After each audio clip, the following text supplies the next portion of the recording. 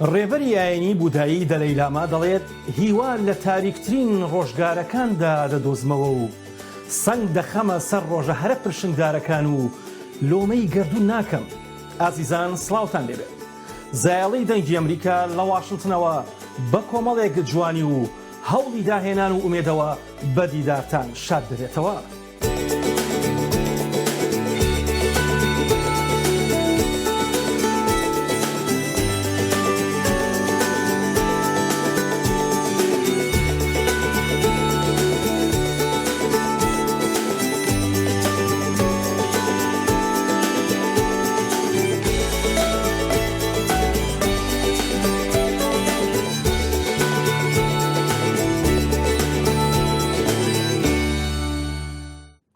سەرەتای بەرنامەکەمان بەم راپۆرتە دەست پێ دەکەین. فلیمی سینەمایی سەفەری نەمری لە دەرهێنانی سینەماکار فرانک گیلبەرت بەشداری فیستیڤاڵی نێودەوڵەتی لە ویلایەتە یەکگرتووەکانی ئەمریکا دەکات.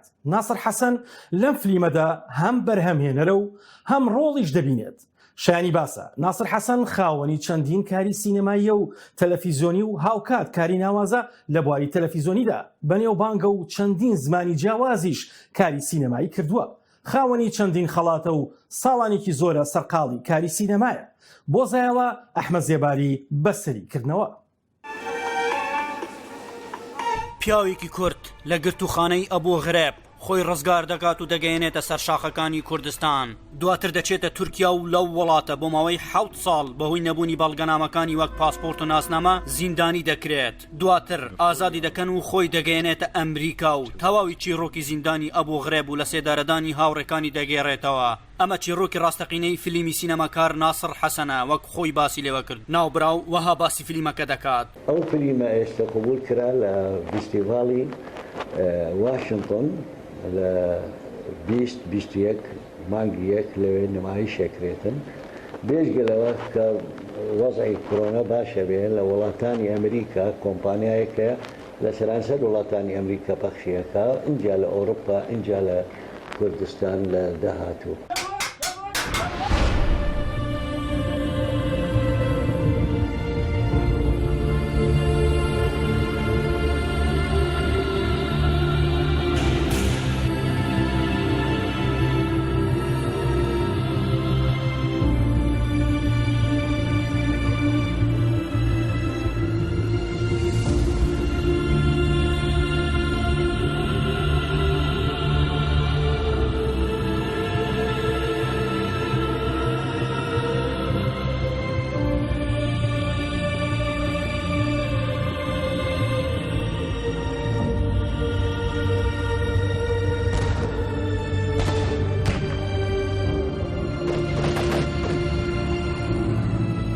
زیاتر لە 50 ساڵە بەردەوامە لە کاری هونەری و سینەما و ڕۆشنبیری و خاوەنی چەندین خەڵات و بڕوانامەیە لەسەر ئاستی نێودەوڵەتی و نێوخۆیی بە بەرهەمەکانی بەشداری لە دەیان فیستیڤاڵی نێودەوڵەتیدا کردووە. هونەرمەند و سینەماکار ناسر حەسەن بەرهەمی بە هەریەک لە زمانەکانی کوردی و عەرەبی و ئینگلیزی و تورکی و ئاشووریدا هەیە.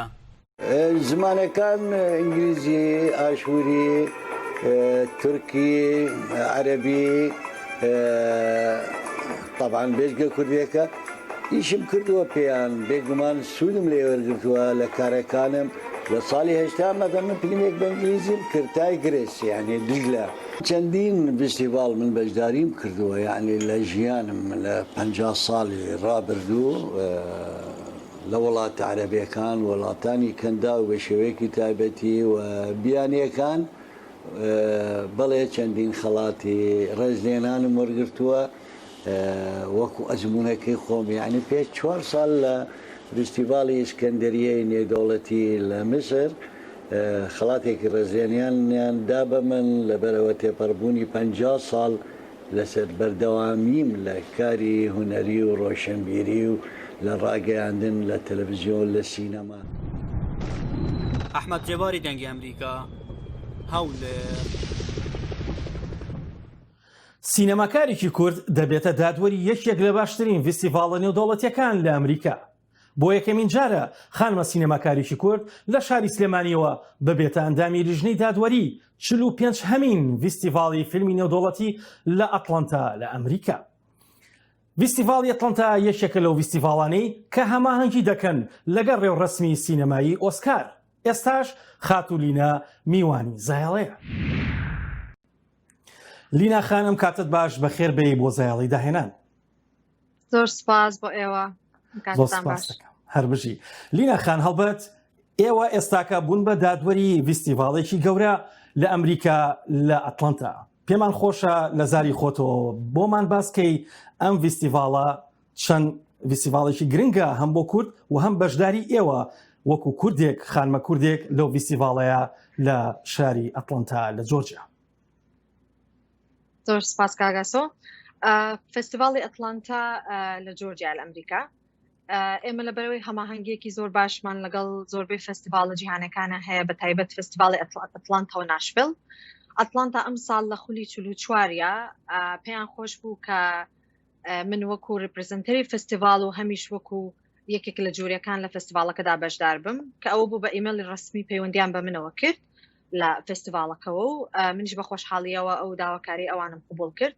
من ئێستا لە بەشی شۆرت فیلم لەگەڵ جوورەکانی ترا جووریم یعنی داوەرم بڕیار لەسەر کۆمەڵێک فیلم ئەدەین کە ئەوەی کە گرنگە لەم بەشە ئەوەیە کە ئەم بەشی شۆرت ئەنیمەیشنە لەگەڵ بەشی دۆکومنتری دوو بەشی گرنگن لە فستیڤاڵی ئەتلانتا کە یەکسەر ئەچنە ئۆسکارەوە واتە ئەم دوو بەشە ئۆسکار کوالیفاین.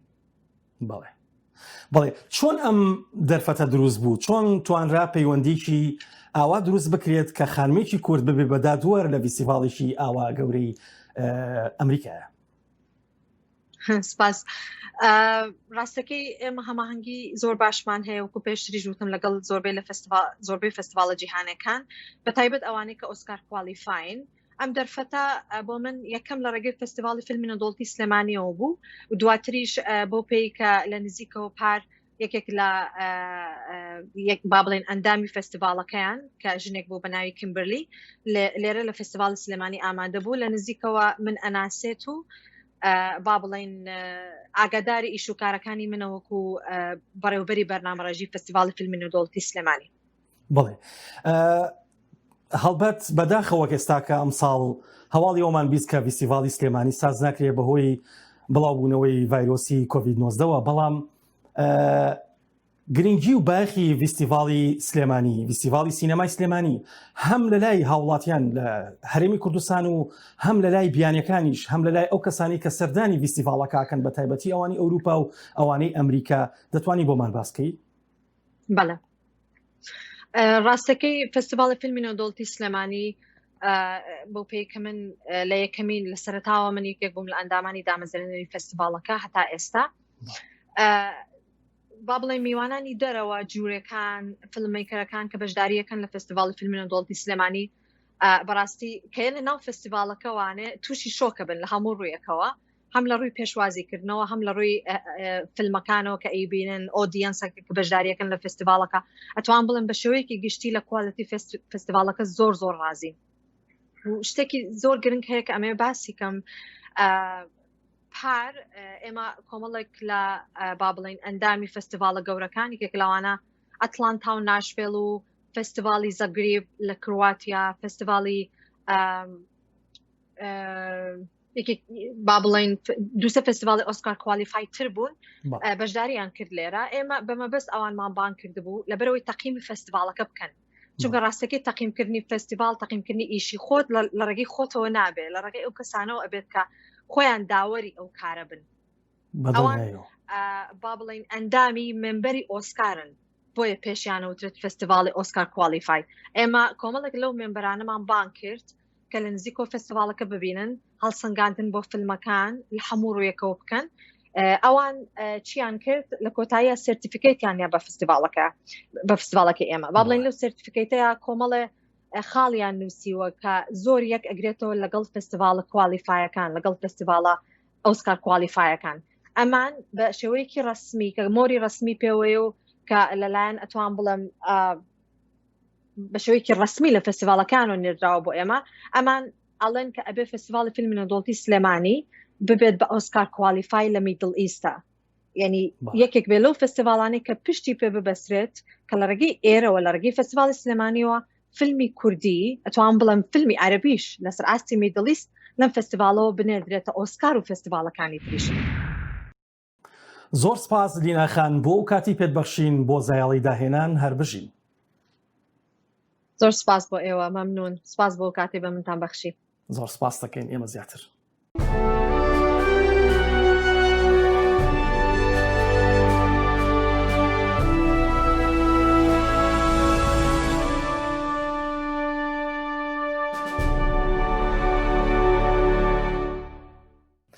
ئێستاش بەرەو لەندەن. لە لەندەن نمایشێکی سەمای بالیە ساز دەکرێت، بەڵام بە شێوازێکی جیاواز. سەرباری مەترسیەکانی ئەم ڤایرۆسە نەفرەتیە، بەڵام هەوادارانیان بە خۆشحاڵیەوە ئامادە بوون. بەڵام لە پرێکدا پۆلیسیش هەڵی کوتایە سەریان و نمایشەکەی لێ تێکدان.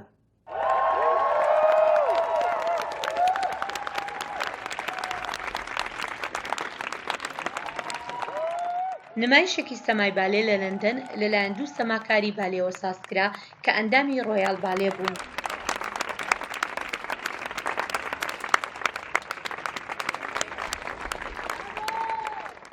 بەڵام لە کاتی نمایشەکەدا پۆلیس بەهۆی گرفتی بڵاوبوونەوەی ڤایرۆسی کۆرۆناوە هەڵیان کوتایە سەریان و نەیانهێشت نمایشەکە بەردەوام بێت.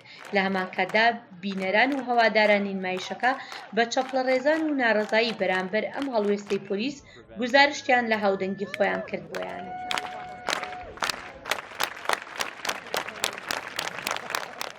هەڵبەسوان و بیرمەندی فەڵەستینی مەحموود دەرویش دەڵێت تۆ کاتێک نانی بەیانی بۆ خۆت ئامادە دەکەیت بیر لە کەسانی دیکە بکەرەوە، قوتی کۆترەکانت لە بیر نەچێت.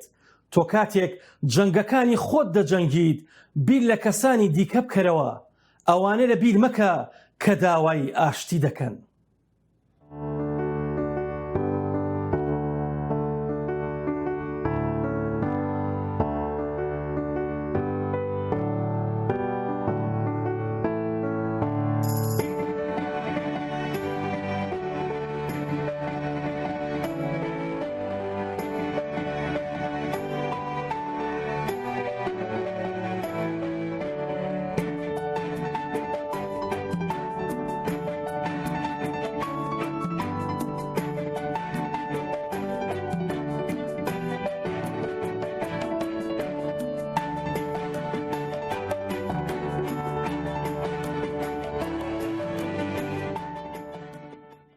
نووسەر و ڕۆژنامەوان و هونەرمەندی شێوەکار ئاوێتە بە نووسین و تابلۆ و کەڤاڵی ئومێد خاوەنی چەندین پەرتووک و وتار و تابلۆی هونەریە.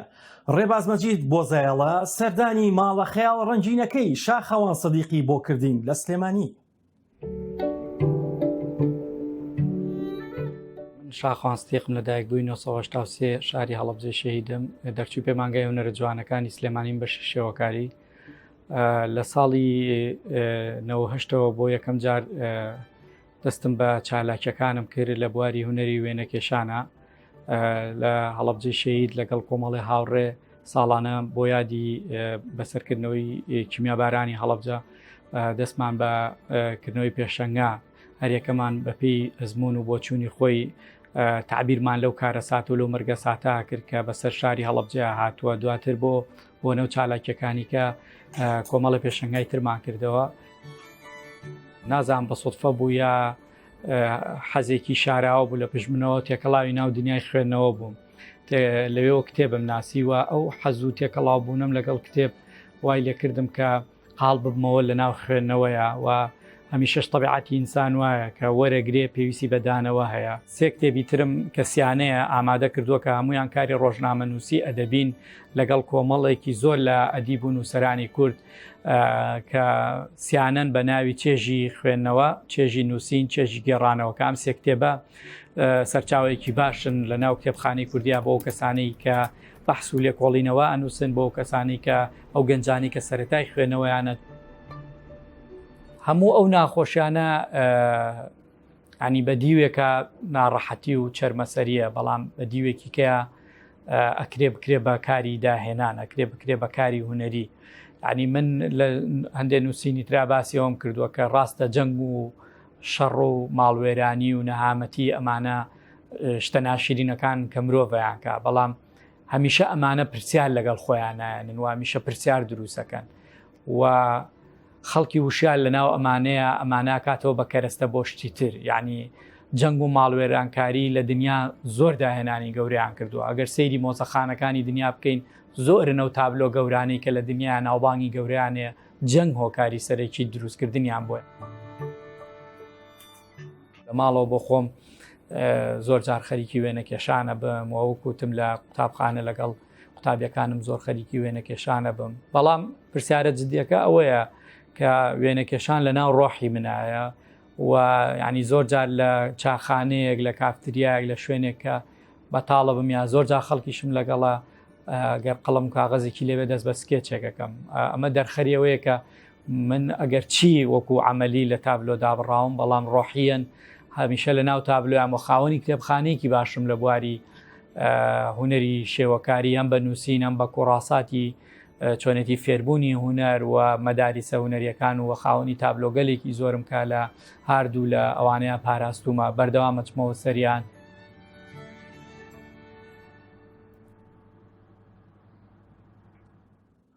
بەهۆی شەڕی چەندین ساڵەی ئەو وڵاتەوە نەوەک تەنها ژیان و گوزەران و ئابووری زیانی زۆریان بەرکەوتووە بەڵکو و شارستانیەت و مێژووی ئەو وڵاتەش کەوتۆتە بەرلێشاوی تاڵانی و وێرانکردن لەلایەن داعش و گروپە ئیسلامیە توندڕەوەکانەوە. بەڵام پیاوێکی سووری چەندین ساڵە سەرقاڵی کۆکردنەوەی کەلوپە لە دێرینەکانی شارستانیەتی شامە. ئەمانە بۆ فرۆشتن نییە. ئەمە وتەی خەلیل عەبدوڵای تەمەن 80 ساڵە کە هۆگر و شەیدای ئاسواری کۆن و ئەنتیکی سووریایە. ئەو بە شانازیەوە کۆمەڵە ئەنتیکەکانی نمایش دەکا کە لە تەمەنی 8 ساڵیەوە تاوەکو ئیستا خەریکی کۆکردنەوەیان بووە. ئەگەر دوو پارچەیەک چم هەبێت دەی گۆڕمەوە سوپاس بۆ خوا پێویستم بە پارە نییە، بەڵام ئەگە پارچەیەکی باشتر هەبێت و من دوو دانەی لێک چم هەبێ ئەوە یەکێکیان لەگەڵ ئەگۆڕمەوە، بەڵام بۆ فرۆشتن نین.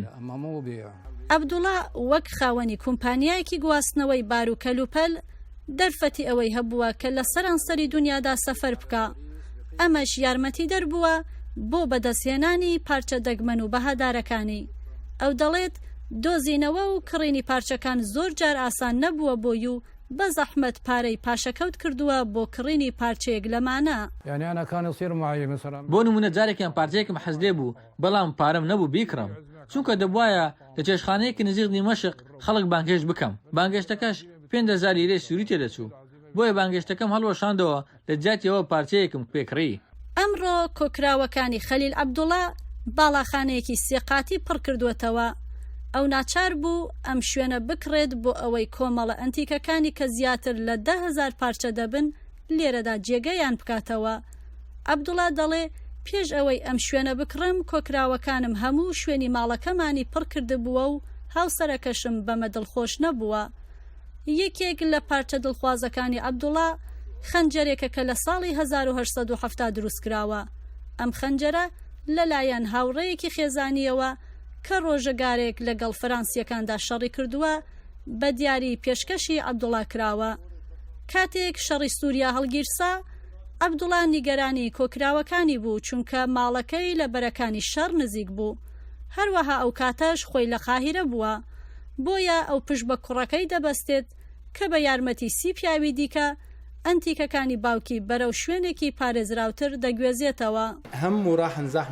وەک ئەوە وابووبارێک لەسەر شانی باوکم هەڵگیرا بێت کاتێک کۆکراوەکانیمان گواستەوە، چونکە ئەنتیکەکانی کۆکراوەی تەمەنێکن زۆر گرنگن بۆی. ناتوانم باسی ئەو کاتە بکەم کە چەندە دڵخۆش بوو. ئەو زۆر دڵخۆش بوو، ئاسوودە بوو کاتێک ئەنتیکەکانی گواستەوە بۆ شوێنێکی پارێزراوە. خەلیل عەبدوڵا هیوا دەخوازێت بازاڕێک بکرێتەوە کە تێیدا هۆگرانی شتەکۆنەکان بتوانن مامەڵەی پارچە ئەنتیکەکانی تێدا بکەن و هاوکاتیش ماڵەکەی وەک مۆزەخانێک بکرێتەوە بەڕووی گشتیدا و خەڵک سەردانیان بکە. بە فراوی نووری دەنگی ئەمریکا. لە سووریاوە بەرەو گەرمیان بەهۆی خراپی بارودۆخی یابووری ژیان و گوزەرانی هاوڵاتیان لە گەرمیان بە تایبەتی و لە هەرێمی کوردستان بەگشتی قەیرانی فرۆشتنی کتێب و کەمی خوێنەر بوونەتە گرفت هەم بۆ کتێبفرۆشەکان هەم بۆ نووسەران و خوێنەرانیش. دڵشاد ئەنوەر لەو بارەیەوە بۆ زایەڵە ئەم راپۆرتەی بۆ ناردوون. کتێبخانە و بازاڕەکانی هەرێم پڕن لە کتێب و ناونیشانی جیاواز، بەڵام گرفتی گەوریان کەمی خوێنەر و کەمی کڕیاری کتێبە. قەیرانی ئابووری تەنها لێکەوتەی دارایی لەسەر ژیانی خەڵک نەبووە بەڵکو کتێبخانەکانیشی بێکڕیار کردووە و قەیرانی خوێندنەوەشی بە دوای خۆی داهێناوە.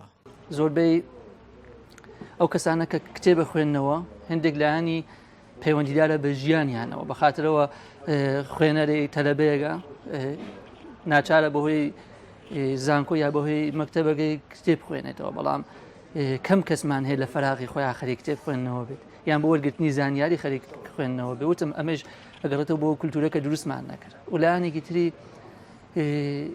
مەسلەی باری مادی و گوزەرانی خەڵکە یانێ ئێمە لە دۆخێگاژین ئەمە واقع ئەگەر زیاتر لە 70 ساڵ ئەمە لە دۆخێگاژین کە کۆمەڵگا هەوڵی دابینکردنی بژێوی ژیانیەدا یانێ زۆر بە دەگمە نەبینیت کەسانە بتوان لەسەر بژێوی ژیانی خۆیان داهاتیان هەبێت کە بوو لایەنێکی تری سەر بکەن. کتێبخانەی شێروانە یەکێکە لە کتێبخانە دیارەکانی ناوچەی گەرمیان و ماوەی 13 ساڵە کراوەتەوە. لە ئێستادا بەهۆی قەیرانی خوێندنەوە و نەبوونی کڕیاری کتێبەوە ئامادەکاری بۆ فرۆشتنی کتێبەکانی بە نرخی هەرزانتر و داخستنی کتێبخانەکەی دەکات. لە 2010 بۆ 2014 خوێنەر زیادی کرد. لە دوای 2014 بۆ 16 تۆزێک کەمتری کرد. لە 2017 و 2018 خوێنەر بە تەواوی دابەزی و تابێ بەرەو دابەزین خوێندنەوە دێ. کڕیارانی کتێب و سەردانیکارانی کتێبخانەکان زیاتر خوێندکار و ئەوانن پێویستیان بە کتێبی بوارەکەی خۆیانە نەک خوێنەری جدی کە خوێنەرە جدیەکان ژمارەیان تەواو کەمی کردووە. هەندێک جار کتێب ئەفرۆشتێ بەس کتێبێکە مەسەلەن نوێ یا بریقەدارە عینوانی زاق یعنی ئەمانە لە ڕاستیە تۆزێ بازاڕی تایە جوڵەی هەیە بەڵام هەستەکەم و کتێبانی کە باشن لێپرسینیان کەمە یعنی بەما هەستەکەم خوێندنەوە لە نەخۆشیایە لە داکەوتنایە لە ڕۆچون و پوکانەوەیە. لە هەرێمی کوردستان ژمارەیەکی بەرچاو چاپخانە و کتێبخانە و تەنانەت نووسەریش بوونیان هەیە بەڵام گرفتی گەورە زۆری نووسەر و کەمی خوێنەرە. دڵشاد ئەنوەر، دەنگی ئەمریکا، گەرمیان. لە گەرمیانەوە بەرەو ئیتالیا لە شارە باکووریەکەی ئیتالیا ڤێرۆنا هونەرمەندێکی شێوەکار بە پانتایی 25,000 مەتر لە ناو کێڵگەیەکدا سەر و ڕوخساری دانتێ گەورە هەڵبەسوانی شارستانیەتی ئیتالیا ساز دەکاتەوە. بەرەو 700 هەمین ساڵ یادی هەڵبەستوانی ئیتاڵی دانتێ ئەلیگێری هونەرمەندێکی ئیتاڵی کە وێنە و کڵێشەکان لەسەر خاک ساز دەکات. ئەم وێنەی لەسەر کێڵگەیەکی شارە باکووریەکەی ڤێرۆنا نەخشاندووە. نمایشی ئەم شاکارە هونەریە بە پانی 25,000 مەتر بۆ نووسەری کۆمیدیای سەدەی 14 لە گوندی کاستاگنارۆ سازکرا. لەلایەن هونەرمەندی شێوەکار داریۆ گامبارینە ئەم هێڵکاریە زەبەلاحەی دانتێ بە مەکینەی دروێنەی دەغڵودان ساز دەکرێت. ئەم هەڵبەستوانە فلۆرەنسیە لە مانگی 1920 کۆچی دوایی کردووە. گامبارین کە تابلۆی هونەری لەسەر خاک هەڵکۆڵیوە بۆ لیۆناردۆ داڤنشی و مارتن لوتەر کینگ و پاپا فرانسیس و جیرسا ثوبرج و بارک ئۆبامای کێشاوە. ئەو دەڵێت ئەم تابلۆیە گەورەترین تابلۆیە کە تا ئەوڕۆکە تایبەت بۆ دانتێ دروست کرابێت. ئەو ڕوونی دەکاتەوە ئەم کارە هونەریە گزارش دەکات لەو هیوایی کە هونەر و جوانی و خۆشەویستی بۆ خۆر و ئەستێرەکان دەبزوێنێت. ئەمەش کۆپلەیەکە لە هەڵبەستی داستانامێزی کۆمیدیای خودایی دانتێ. لەبیرتانە ماوەیەک لەمەوبەر لە زایڵە باسی جوتیارەکانی هەرێمێکی وڵاتی چینمان کرد کە چۆن بەرهەمی شووتی هەم بۆ هەرێمەکەیان هەرێمەکەی بژاندۆتەوە هەم ئابووری وڵاتەکەش بەڵام بەداخەوە لە هەرێمی کوردستان بەهۆی بێپلانی و نەبوونی هەماهەنگی لە نێوان کۆمپانیا و حکومەت و جوتیارەکاندا زۆرێک لە بەرهەمە کوشت و کاڵیەکان یان هەرزان فرۆش دەکرێن یان فرێدەدرێن. لە کاتێکدا بەرهەمی شووتی لە پێنجێن یەکێکە لە بەرهەمە جوان و بەتامەکانی کوردستان. فەرحان هەورامانی بۆ زایڵە لە پێنجێنە. ئێرە قەزای پێنجێنە. ئێستا کاتی پێگەیشتنی شووتی و کاڵک و بەرهەمە ناوخۆیەکانە لە قەزاکەدا. ئێرەش بازاڕی شووتی فرۆشانی قەزاکەیە لە گەرمک کەوە خۆیان دەڵێن تێچوونی بەرهەمەکانیان زیاترە لەو نرخەی کە دەیفرۆشن. حکوومەتیش هیچ هەڵوێستێکی نییە. ئەوەتانە شووتیمان هێناوە لە دوێنێەوە ئالوێدامان ناوە حوتەن شووتیە حوتەن شووتیە بە 200,000 150 بەس کرەی سایقەکەیە 70,000 بەس حەماڵانەیە کەواتە کابرایکی بۆ نامێنێتەوە.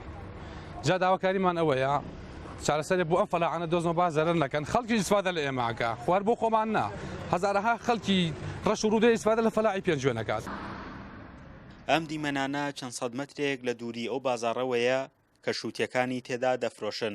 دیمەنی فرێدان و خراببوونی شووتی ئەو جووتیارانەیە کە ڕۆژانە بارەکانیان بۆ ماوەیەک دەمێنێتەوە و بە ناچاری لەبەر زۆر نەبوونی کرێی ئەو ئۆتۆمبیلانەی کە شووتیەکانیان تێدا بار کردووە لێرە شووتیەکانیان فرێدەدەن. دەڵێن ڕۆژانە بە قاچاق لە ئێرانەوە شووتی و بەرهەمەکانی تر دێن و ئەوەی ئێمە پارە ناکە. زۆرە بەشی هەموو عێراقەکە ئەگەر حکومەتی هەرێم لەگەڵ حکومەتی ناوەندا ئیتفاقێکی وای هەبێکەنە لە مەرزەکانی ئەوانەوە نە لە مەرزەکانی ئێمەوە داخڵ نەبێت. بەڵام کۆمەڵێک خەڵک هەیە کە توجارەت بەسەر هەموو شتێکەوەگەن، کاسبی لەسەر هەموو شتێکەکەن، لەسەر ڕزقی فەلاحیکەن، لەسەر سیارەیەکەن، لەسەر باجادە و ڕێگەوبانێکن، لەسەر شتێک بە ناوی تایبەتەوە هەیە نازانم شتێک بە پارە دەرەکرێت. بەرحاسەکەی لە هەر مەرزێکەوە بە هەیەدەوە. کەس ناتوانێت ڕێگری لەوە بکات. لەبەرەوەی ئەو خەڵکە فەقیر و هەژاری کە وەکو من وایە دەسەڵاتی هیچی نییە لەو دەشتای خەریکی فەقیری خۆیەتی. دەنگی ئەمریکا بۆ بەدواداچوونی زیاتر سەردانی مەرزی نێودوڵەتی باشماخی کرد. وتەبێژی مەرزی باشماخ دەڵێ بە پێی نووسراوی وەزارەتی کوشتوکاڵ هاتنی ئەو بەرهەمانەی کە لە ئێستادا لە هەرێم هەن قەدەغە کراوە. ئەوان سنوورێکی بەرفراوانیان هەیە و تەنها بەرپرسن لەو دەواازەی کە ڕۆژانە دەوامی تێدا دەکەن. ئێمە وەکو مەرزی نێودوڵەتی باشمان لە یەکی هەشتەوە هەموو ئەو بەروبوومە ناوخۆیانەی کە وەرزی پێگەیشتنیان لە ناو مەرزی نێودوڵەتی باشمان قەدەغەمان کردووە، وەکو شووتی، هەنجیر، هەنار، پەتاتە، ئەمانە بە هەموو شێوێ قەدەغە کراوە. تەنها تەماتە قەدەغە نەکراوە کە قەدەغەش نەکراوە باجی خراوەتە سەر. 1 کیلۆ تەماتە 600 دینار باجێتی بغێر بارکردن و داگرتن و کرێی بار هەڵگر و ئەوانە هیچ بازرگانێک ئامادەنی ئەو زەر و زیانە بگەێنێتە خۆی. ساڵانە سەدان دۆ نمزەوی کوشتوکاڵی لە پێنجوێن دەکرێت بە بەروبوومی هەمەچەشن. بەڵام هاتنی بەرهەمی دەرەکی وا دەکات نرخی بەرهەمە ناوخۆیەکان بێتە خوارەوە. جوتیارانی زیانێکی زۆریان پێدەگات و بەشێکی زۆری بەرهەمەکانیشان دەفرۆشن بەو عەرەبانەی کە لە ناوچەکانی ناوەڕاست و باشووری عێراقەوە سەردانی قەزاکەیان دەکەن و بە نرخێکی هەرزان شووتیەکانیان بەرەو ناوەڕاست و باشووری عێراق دەگوازنەوە. فەرحان هەورامانی، دەنگی ئەمریکا، قەزای پێنجوێن. سیاسەتمەداری ئەمریکایی هاروی میلک دەڵێت هەرگیز هیواخوازی نابێت بێدەنگ بێت. زایڵە تەنها ئاور لە داهێنان و جوانیەکانی دنیا ناداتەوە، ئاور لە خەمە گەورەکانی خەڵکیش دەداتەوە. هەر شاد بن، هەر بەختەوەر بن.